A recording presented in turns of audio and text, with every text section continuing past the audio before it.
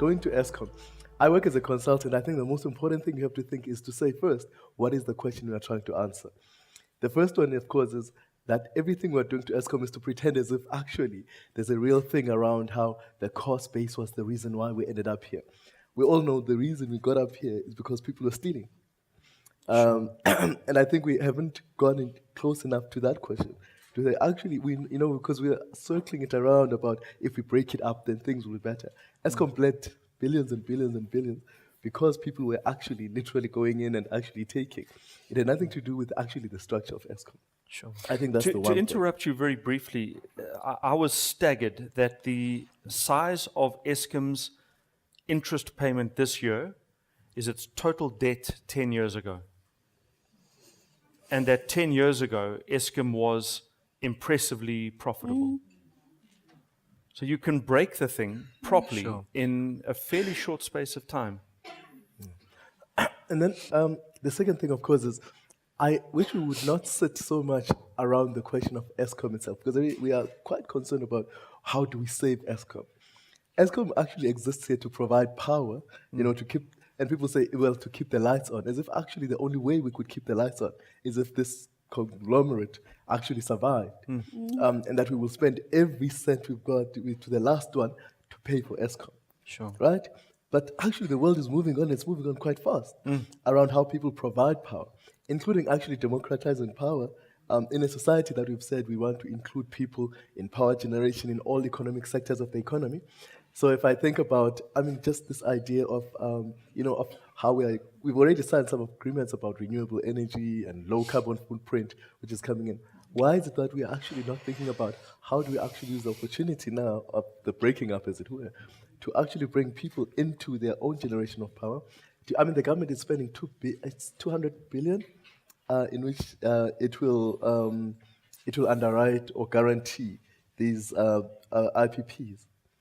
Now you could actually, this is clearly a risk-free investment for those people who will get into the IPPs. Imagine if we use some of this money to think about communities participating in producing their own power, selling some of that power to each other, to some of the businesses around them, and then actually using their own savings. Right? One of the key things, we were very happy to sell power, to sell investments to communities when we were making them buy into these BE structures that landed them with very little.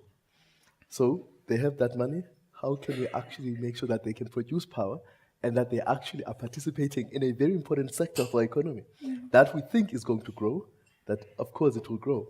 And I think, but if we stay focused on how to save Eskom and how to keep it going, we're going to be here for a very long time, because actually the damage that's been caused to Eskom is immense, including some of the power that they may not be able to produce for years to come. And I think for me, that's the question we should be contending with. But if you want to fix Eskom and you think... And under that proposal, you essentially become part of your own supply chain. Absolutely. Yeah. Absolutely. And then we change the economy around. We do all the things we've been wanting to do around inclusion, around security and about small businesses, all of these things that we talk about, around getting people who have stockpiles, this 20 billion, getting into that sector. But if we must save Eskom, then we must do the real thing of actually breaking it up and using the word unbundling for what it's actually known to do, which is to get so-called strategic partners. Because we must actually change it. It strikes me that South Africa has one of the highest, there's an engineer who will help me, a photovoltaic, we get a lot of sun. Yeah. And wind. And wind as well, Adrian. And wind. But if you look at the map of the world's receiving photovoltaic energy, South Africa, and particularly the West Coast, is one of the highest and most consistent regions in the world with which to generate solar. And South Africa, well, you weren't sure when I put a chart up, but it shows that chart with almost 100% coal reliance. And I was struck by news late last year that Costa Rica had done 300 days without interruption on renewable energy. So 300 days off the grid. Yes. Complete reinvention. Absolutely. And to take it to our agricultural sector, right? We want to bring people into agriculture. Sometime last year, I was dealing with some Americans who are trying to actually come here, find some small farmers, local farmers, make them to grow soy, in which they take paste, they take it to the US, where they actually have realized that also there is, biofuels are a big part of what the world is growing at. Agriculture is a big part of what we're trying to do with the whole land question. But if we stick with Eskom, then with the question about Eskom, we are not going to see any of that. There's no doubt, of course, that industry will probably still need, the immense and heavy power that is produced by coal, and there's no reason why, as everybody has said, that we keep the mix. But we should not stay with the question of Eskom. For Azar, the question that I put to you is about the Laffer curve. Non-economists in the room, the Laffer curve, and the judge made reference to this, is the suggestion that if you drop tax rates, you'll actually get more tax revenue. And that you've pushed tax rates up so high that people are avoiding and evading, and that tax morality is extremely low. The Laffer curve is built by Arthur Laffer, and it was built on the back of a paper napkin at breakfast one morning, where he said, here's what I think you should do, and it was a proposal on dropping US tax rates. This proposal was made in the 1980s, where I speak under correction, but in the marginal tax rate in the US at that time was probably in the order of 70%. And ultra-high net worth individuals or high income individuals in the UK were paying marginal tax rates of 90%. I mean, now, those numbers seem almost unbelievable, but if you remember the mood of the time, this was winter of discontent in Europe.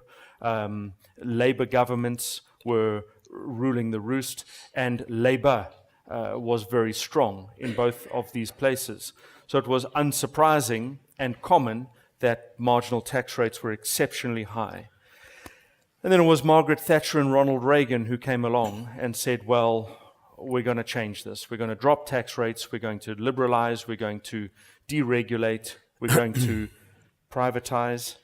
You're not allowed to use that word, but that's what it means. And we're away. Where are we on the Laffer curve? A, do you believe it? And B, is it too high if you do believe it? Very close to home. And I think Annabel has introduced a lot of the numbers that I would have used here. We can't be entirely sure whether it's the Laffer curve, whether it's the reduction in economic growth, and the two are interrelated, or whether it's the decline in the ability of SARS to collect taxes.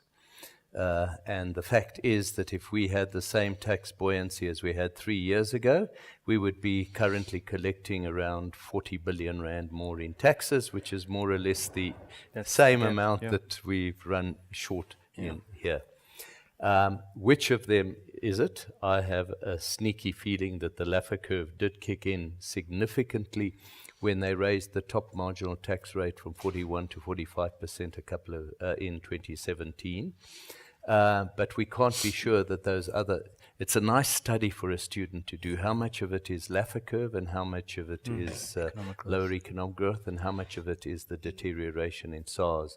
The fact that you've got this enormous decline in tax assessments by both individuals and corporates suggests to me that there's without a doubt an element of a deterioration in SARS' ability to manage things. It also speaks to the question that, unfortunately, I came in late, but it was raised, emigration. The last few years have seen a huge emigration. What's been happening is the tax, certainly personal tax bill, has been falling in an increasingly concentrated manner on the middle and upper income groups. And I think that there is huge resistance there. And so to paying more tax, I think that there is, without a doubt, an element of going over the top of the Laffer curve and being in the declining phase right now. And that is probably one, although there are many other reasons why emigration has stepped up significantly in South Africa. The other area where I have encountered it significantly, possibly, and again I can't separate out the one from the other, is in terms of tobacco excise duty receipts.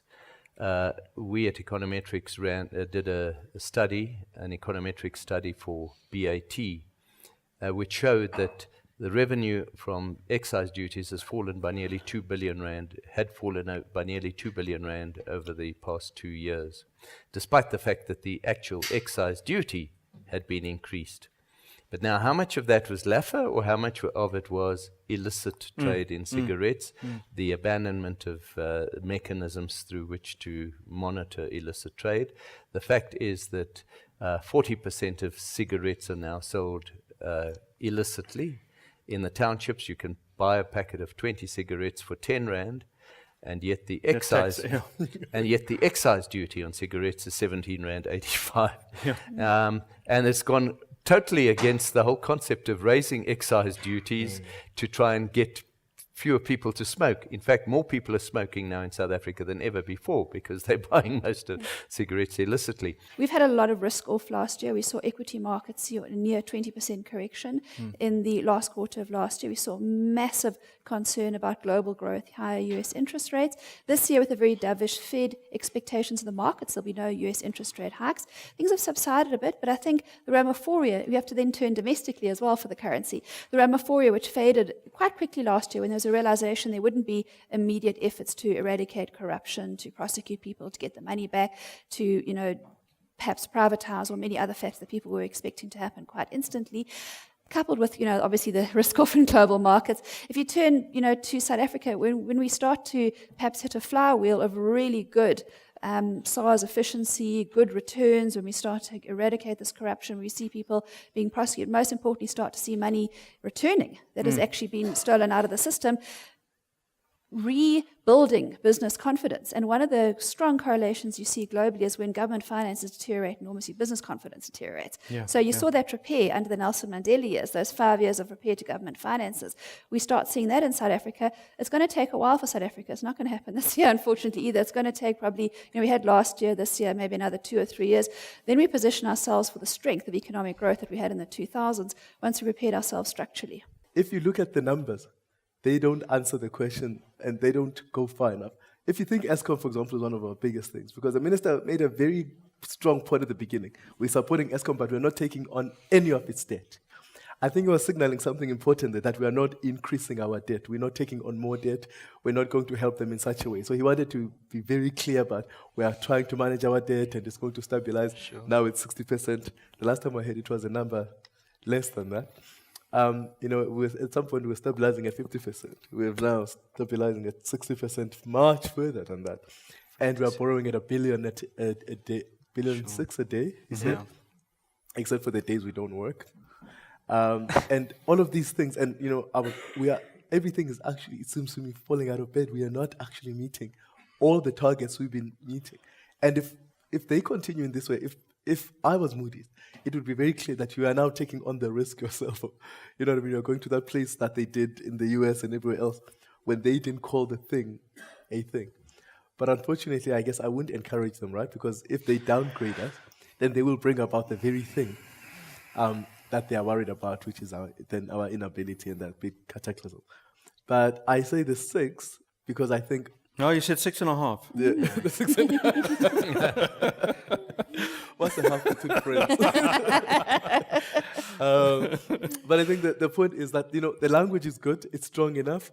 And I think the other concern is suddenly that he doesn't have the political, backing. Backbone, yeah. Again, Doug, you're saying the idea is that if the president is saying one thing and you are saying another, clearly we've got a big, big, big problem. Will we get a credit rating downgrade on the 29th or won't we? My answer to that, yes or no is no. I don't think we will. will we get a credit rating downgrade in the future? And here we're talking about Moody's, the last of the three key agencies to have us on investment grade. I'm saying it is quite likely. But what I think will happen this year is that I think, given the budget, I've heard you say two things. Let me, Okay. Let me just say it. Given the budget, given the fact that we actually haven't seen expenditure levels rise compared to the MTBPS, except in 1 year, 2019-20. That's the only year really where we've seen the fiscal deficit rise as well. So it's just 1 year that Moody's said to us before the budget, if your expenditure levels rise because you are paying more money for Eskom and you don't make savings elsewhere, we will downgrade you. The budget was at pains to explain that they had made savings elsewhere. It was at pains to explain that we didn't see our expenditure rise. We've got 1 year where we can't help it because economic growth is so very weak. So the bottom line is I would expect if they do move that we'll see our outlook change from stable to negative, but we won't actually see a credit rating downgrade. What that actually means is that the outlook on your credit rating is either positive, stable, or negative. If it's positive, it means you could be in line for a credit rating upgrade within 18 months. If it's negative, you could be in line for a credit rating downgrade. We were on a negative outlook last year, this time, under the budget, the 2018 budget. And then the budget that was presented was seen as a credit positive budget, so we moved back to stable. So I'd say that that's the risk. The risk is that we see this budget by Moody's, because obviously it's the one that matters, seen as perhaps somewhat credit negative, but either they give us a pause and we don't see our outlook downgraded to negative on the 29th, or they downgrade us on the 29th to negative, but we don't actually see a credit rating drop just yet.